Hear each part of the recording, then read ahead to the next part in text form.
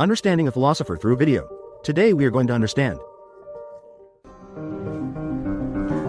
I think, therefore I am. This is Descartes' famous saying. Descartes, who doubted the entire edifice of knowledge, under his own thought experiment, discovered an absolutely undeniable exact knowledge. That is the only thing I cannot doubt. It is the doubting self. Descartes called this discovery the first principle of philosophy. Of course, this is just an indubitable proposition. This is far from what Descartes wanted to build, that exact edifice of knowledge. There is still a big gap, because this thinking self is not enough to be a reliable source of truth standards. In order to transcend my limitations, Descartes argued, when I doubt everything, I can immediately feel incomplete. Because doubt itself arises from an epistemic incompleteness. However, in the previous argument, I can clearly imagine a most perfect concept of God. This concept of perfection, where does it come from? It obviously cannot be my creation, because I am an imperfect subject. How can I imagine a perfect object? Therefore, there is only one possibility. This concept of a perfect God is an object more perfect than myself, placed in my mind. And this object is God. If looked at alone, Descartes' way of proving God is indeed not clever. Clearly, this is a circular argument, logically unsound, because Descartes already assumed the existence of God. But for Descartes' philosophical system, God is just a theoretical springboard. Because the brilliance of Descartes lies in the following content. Descartes believed all human concepts come from only three sources. The first type is what Descartes called innate ideas. It not only contains a perfect idea of God, but also includes the axioms of geometry and the basic rules of logic, such as the shortest distance between 2 points is a straight line, that a thing cannot be in both point A and point B at the same time. These propositions possessing intuitive truth belong to what Descartes called innate ideas. The second type is ideas provided by senses, such as what we can hear and see. However, Descartes said, these ideas are not subject to my will, because they are often not under my voluntary control, but are presented to me. We will explain this point in detail later. The third type is false ideas about the real world, such as mermaids, flying horses, unicorns, and all sorts of strange and bizarre monsters, etc.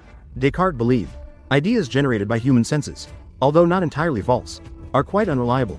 Regarding this, Descartes once gave an example. When we observe a tower from a distance, it appears round. When we observe a stick inserted in water, it appears bent to the eye, but feels straight to the touch, but is actually straight. Jaundiced patients see everything as yellow, even if swollen with water. Still feel thirsty. All these phenomena above indicate one thing, that is, we humans cannot determine truth from senses. Only through the power of reason can we attain knowledge of truth. Thus, all knowledge of truth is based on innate ideas, clearly and distinctly deduced. René Descartes' advocated scientific method differs from Bacon's.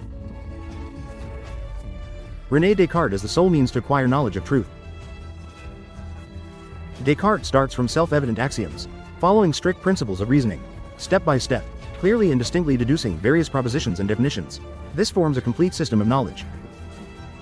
In this process of deductive reasoning, as long as the axioms serving as major premises, or rather, the starting point and premises of the reasoning are accurate and flawless, the conclusion derived from a rational structure will definitely possess universal necessity. Descartes also repeatedly emphasizes the method of rational deduction he advocates, which differs from the syllogism commonly misused in scholastic philosophy. He advocates a method that integrates logic, geometry, and algebra. A new method that leverages the advantages of these three disciplines. Therefore, Descartes has always advocated replacing Aristotle's everyday language with precise mathematical language, which Aristotle used. In other words, Descartes updated the method of deductive reasoning, while Bacon updated the method of inductive reasoning. The methods of these two individuals are combined. After being used by Huygens, Newton, and others, physics gradually emerged from philosophy. Gradually in the history of thought, it became an independent field of science. So from the perspective of the history of philosophy, Descartes is the founder of rationalist philosophy. So from the perspective of the history of mathematics, Descartes is the father of analytical geometry. And looking from the perspective of the history of science, Descartes is modern science, a very important pioneer. In today's textbook perspective, modern science began with Newton's classical physics. 0.18. The law of inertia was proposed by Newton. It is also known as Newton's first law. Of course, the standard answer is indeed the correct answer, but it is not the only correct answer. Let's take the law of inertia as an example. When we inquire about the origin of the law of inertia, we may start reciting the standard answer without much thought. The law of inertia was proposed by Newton. It is also known as Newton's first law. But what is the real history? Is it just a partial view? It was not until the 83rd episode I introduced the scholar from Arabia, Ibn Rushd. He is the earliest known figure in human history. Up to now, the earliest known proponent of the embryonic idea of inertia. What time was it then? The 11th century. Moving forward to the 14th century, Bruno discovered the law of inertia. The 16th century, Galileo conducted experiments on inertia and formulated the law of inertia. Until the 17th century, Descartes first proposed the law of inertia theoretically, and initiated discussions. It was only in 1687, Newton, in the Mathematical Principles of Natural Philosophy, systematically explained the law of inertia. Up to this standard answer, did human inquiry into inertia come to an abrupt end? Not in the 18th century. Euler and other scientists further supplemented, perfected the theory of inertia. In the mid-19th century, Mach established the concept of inertial reference frames. At the beginning of the 20th century, Einstein's general theory of relativity reinterpreted inertia.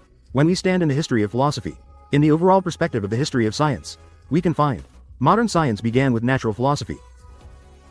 We can even, as Einstein said, philosophy is the mother of all sciences, because the birth of science had a long period of gestation.